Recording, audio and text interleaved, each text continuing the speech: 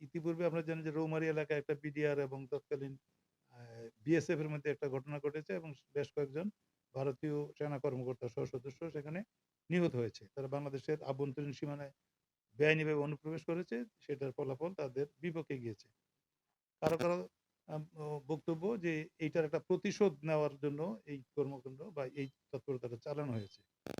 এবং এটার পরে দেখা যায় যে বেশ কিছু পর্যায়ে বাংলাদেশের রাষ্ট্রীয় পর্যায়ে যারা ক্ষমতাসীন ছিলেন, আ সাক্ষ্য প্রমাণের মাধ্যমে এটা আসতেছে তৎকালীন প্রধানমন্ত্রী শেখ হাসিনা, ফজলে নূর তাপস ব্যারিস্টার, তৎকালীন মেয়র এবং সংসদ সদস্য, তারপরে স্বরাষ্ট্রমন্ত্রী সাহারা খাতুন, তারপরে সংসদ সদস্য আপনার নানক একজন প্রতিমন্ত্রী, আর মির্জা আজম সহ বেশ কয়েকজন সমন্বয়ে একটা কনস্পিরেসি মিটিং হয়। সেই মিটিংয়ের মূল সিদ্ধান্তটাই ছিল যে এই বিডিআরের তৎকালীন বিডিআরের যে সেনা কর্মকর্তা যারা আছে তাদেরকে অপসারণ করা হবে এবং বিডিআরের নিজস্ব অফিসার না আসা পর্যন্ত তাদের মধ্য থেকে মহাপরিচালক বা ডাইরেক্টর জেনারেল অফ বিডিআর করা হবে। সেনা কর্মকর্তারা তো আসছেন, আর বিডিআর নিজস্ব অফিসার সর্বোচ্চ এটা তারা বলে ডিএডি, ডেপুটি অ্যাসিস্ট্যান্ট ডিরেক্টর, বা আমরা যদি প্যারালেল ধরি ক্যাপ্টেন পদমর্যাদার পর্যন্ত হতো, এর বেশি কিছু না। তো ডাইরেক্টর জেনারেল হচ্ছে কমপক্ষে একজন ব্রিগেডিয়ার বা মেজর জেনারেল এই পদমর্যাদা। তো এই বিডিআর নিজস্ব অফিসার কখনোই ওই পদমর্যাদায় যাবেন না বা যাওয়ার সম্ভাবনা বা সুযোগও ছিল না। ওইরকম একটা অবস্থায় সিদ্ধান্ত হলো যে barrister Fazle Noor তাপসকে DG BDR করা হবে। এই সিদ্ধান্তটা হয়েছে। যতক্ষণ পর্যন্ত না বিডিআর নিজস্ব কর্মকর্তা ওই পদমর্যাদার সমপর্যায়ে আসে। তার মানে সেটা কখনো আসবেই না এবং সেই প্রেক্ষিতে এই তাপস কন্টিনিউ করবে ডিজি হিসেবে। আর যাদের মাধ্যমে এই নেতৃত্বটা নিয়ে শুরু করেছে সেখানে ডিএডি বা সুবেদার মেজর এই র্যাঙ্কের, এদের ভিতরে একজন অ্যাসিস্ট্যান্ট ডিরেক্টর বা ডিএডি তাকে ওই সময়ে অস্থায়ী ভিত্তিতে ডিজি বিডিআর করা হইল। এটা অকল্পনীয়, এটা অবাস্তব একটা বিষয়। এটা হয়েছে।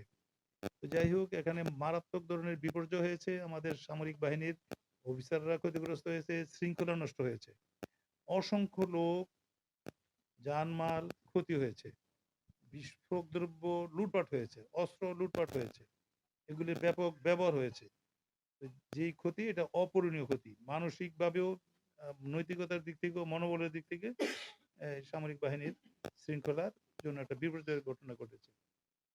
এই পর্যায়ে বিচার যেটা ওই সময় হয়েছে এটা এরকমই আসতেছে যে বিচার প্রক্রিয়াটা যথাযথভাবে শুরু হয় নাই, যেন একটা পারভার্টেড বা একটা উদ্দেশ্য প্রণোদিতভাবে একমুখী বিচারের ব্যবস্থা করা হয়েছে এবং তদন্তটাও সঠিকভাবে হয় নাই। আমি অনেক বেশি দূর বলতে চাই না, একটা বিচারাধীন বিষয়।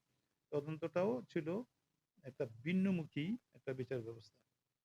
তো বর্তমান যেই সময়ে আমরা এখন দায়িত্ব নিয়ে চলছি, আমাদের পক্ষ থেকে আটমোস্ট আমরা চেষ্টা করে যাচ্ছি সততার সাথে, নিষ্ঠার সাথে এবং দেশের স্বার্থে প্রকৃত অপরাধী যারা আছে তাদেরকে যেন আমরা বিচারের আওতায় আনতে পারি। অহেতুক কাউকে হয়রানির শিকার না করি, বলপূর্বক কাউকে সাক্ষীও বানাচ্ছি না, বলপূর্বক কাউকে আসামিও করতেছি না। তো এই পর্যায়ে বিচার চলমান আছে। বিচারক কোনো ধরনের প্রভাব ব্যতি রেখে স্বাধীনভাবে বিচার ব্যবস্থা নিষ্পত্তি করতেছেন, যার ফলশ্রুতিতে আপনারা দেখেছেন যে ইতিমধ্যেই দুই পর্যায়ে ২১৮ জন, একবার ১৭৮ জন আর পরে ৪০ জন, এই ২১৮ জন আসামি জামিনপ্রাপ্ত হয়েছেন, যেটা ইতিপূর্বে হয় নাই। তো পরবর্তীতে যেই সাক্ষ্য প্রমাণ আসছে তার উপরে ফলাফল নির্ধারিত হবে।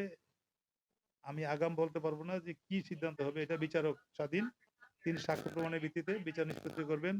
এইটুকু বলতে পারি, বিচার ব্যবস্থাও স্বাধীন, প্রভাবমুক্ত বিচারকও স্বাধীন এবং আমরাও অযাচিতভাবে কোথাও কাউকে ইনফ্লুয়েন্স করি না, প্রভাব বিস্তার করি না।